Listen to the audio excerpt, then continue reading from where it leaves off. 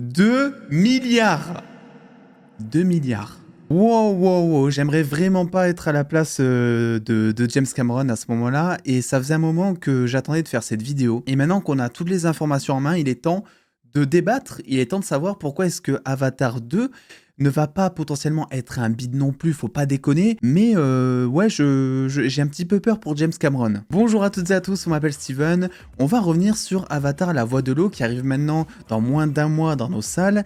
Et bah, vous le savez, c'est un petit peu la grande question du moment. Est-ce que Avatar 2 va susciter le même engouement que le premier? Et on a de nouvelles informations, je vais vous donner tous les chiffres. Vous allez voir que c'est aberrant, c'est le mot pour le coup, c'est aberrant de ouf. Et je vais vous donner mon avis dans cette vidéo sur ce que l'on peut attendre de ce film en termes d'engouement, en termes de succès. Vous allez voir que je suis pas très optimiste pour le coup, même si de mon point de vue uniquement personnel, j'ai beaucoup trop hâte de voir le film. Alors déjà, la première des informations, vous l'aurez compris, c'est que Avatar 2 doit faire, selon Disney, 2 milliards au box-office pour que le studio soit content. 2 milliards pour ceux qui connaissent pas trop le box-office, c'est énorme. Voilà, pour vous donner un ordre d'idée, le premier film au box-office au monde actuellement, c'est Avatar 1 avec 3 milliards de recettes, ok, mais en 13 ans de sortie, et avec plusieurs ressorties en salle qui ont permis de booster ce chiffre, puisqu'avant il n'était absolument pas premier de la liste, etc. Donc avec cette attente énorme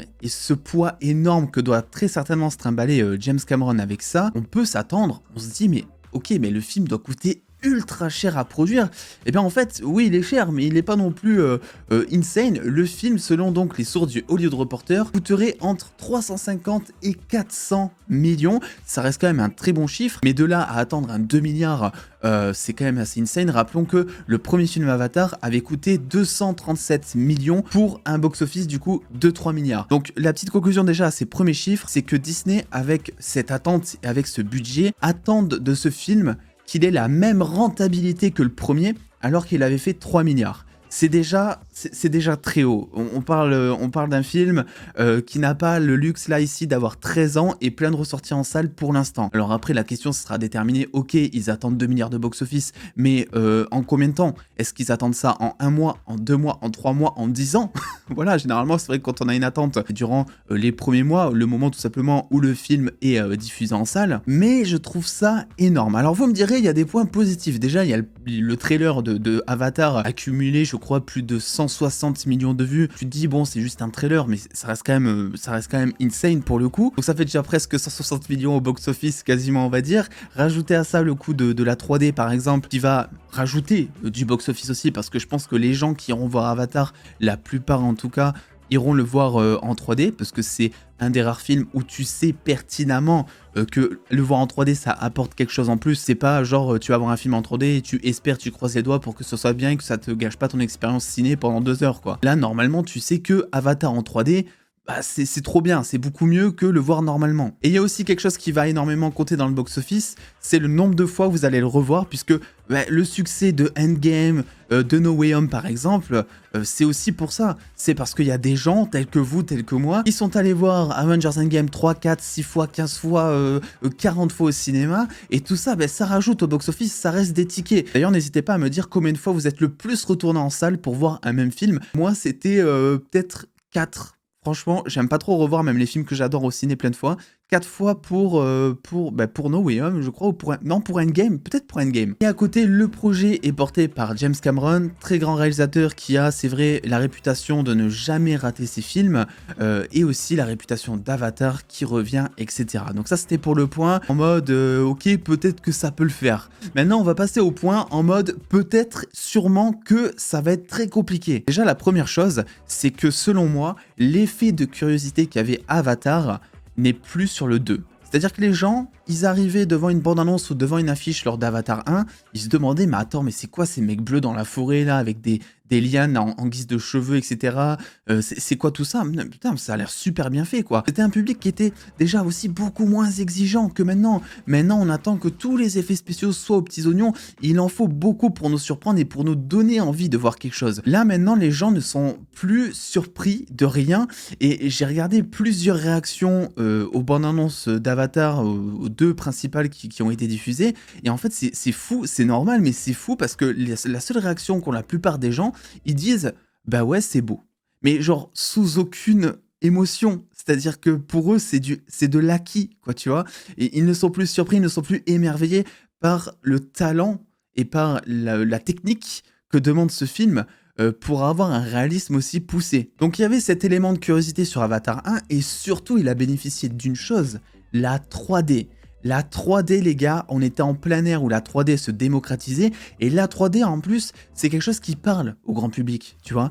Tu dis 3D, voilà, c'est un terme qui existait souvent. Moi, je me rappelle, tu avais certains livres déjà où tu avais des lunettes 3D à l'intérieur. C'était un terme qui existait. Les gens comprenaient au moins le concept, savaient pas vraiment à quel point ça pouvait être trop cool en salle, mais comprenaient la notion de voir les choses qui sortent de l'écran, qui sont réalistes et tu as l'impression de les avoir devant toi. C'est comme ça qu'ils se le disaient les gens. Pour Avatar 2, on n'a pas cette chose-là. Alors oui, on a des choses qui sont incroyables. On a le HFR par exemple, mais va voir quelqu'un dans la rue et demande-lui ce qu'est le HFR. Et je suis pas sûr qu'il pourra te répondre.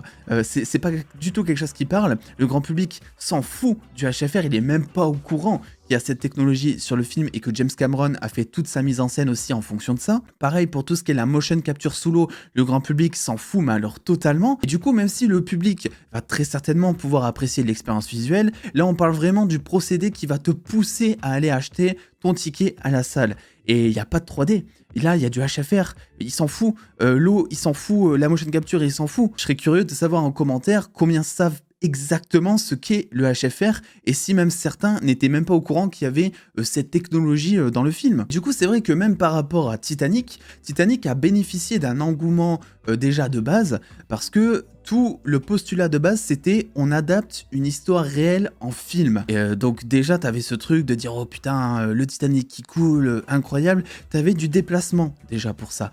Avatar 2, pour être honnête, vous savez que j'ai le nez à fond sur les news, sur la hype des moments, etc. J'ai l'impression qu'il suscite quasiment aucun intérêt, mis à part de la part des gros cinéphiles, mais sinon j'ai pas du tout l'impression de voir un intérêt énorme, quoi. C'est-à-dire que la plupart des blockbusters ont plus de hype, sur les réseaux en tout cas, que Avatar 2, qui est censé être pourtant la masterclass à venir. Ça, c'est un véritable problème parce que justement, à l'heure actuelle, en 2022, et c'est une chose qu'Avatar 1 n'avait pas du tout justement, eh bien, le bouche à oreille est quelque chose qui compte énormément. Avant, c'était juste, t'allais voir ton pote le dimanche, il te parlait du film qu'il avait vu la semaine dernière. Oh ouais, ok, il est bien, hop, tu vas le voir et ça fait de l'entrée. Le souci, c'est qu'à l'heure actuelle, le bouche à oreille, il se fait principalement genre à 80% sur les réseaux sociaux et ça va d'autant plus vite. Ça veut dire que si le film bide ou s'il n'est pas bien ou même s'il est moins bien que le premier, vous allez le savoir le lendemain de sa sortie. D'ailleurs, l'inverse fonctionne évidemment aussi. Si le film est incroyable et s'il est beaucoup mieux que le premier selon ceux qui l'ont vu,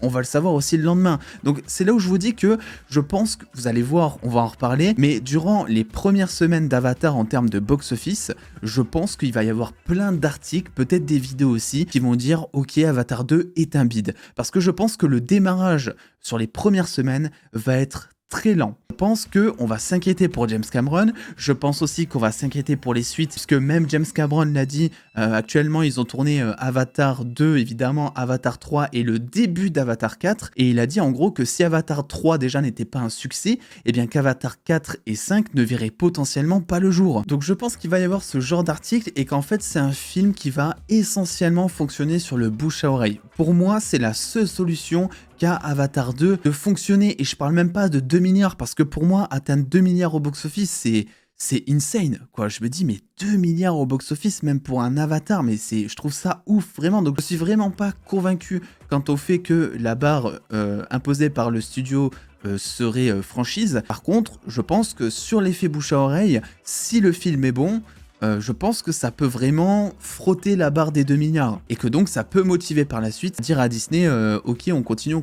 Mais le souci il va se répéter en fait. Disney, voilà, potentiellement va attendre de chaque film Avatar que ça fasse 2 milliards. Et je veux pas être pessimiste, mais le souci c'est que sur 5 films Avatar qui sont prévus, il y a bien un moment où les gens vont soit se lasser, soit ne vont pas apprécier un film, et donc l'effet bouche à oreille va se faire beaucoup moins ressortir, et donc le film sera un petit peu moins rentable, vous verrez, mais voilà, je pense pas que ça va être croissant, si vous voulez.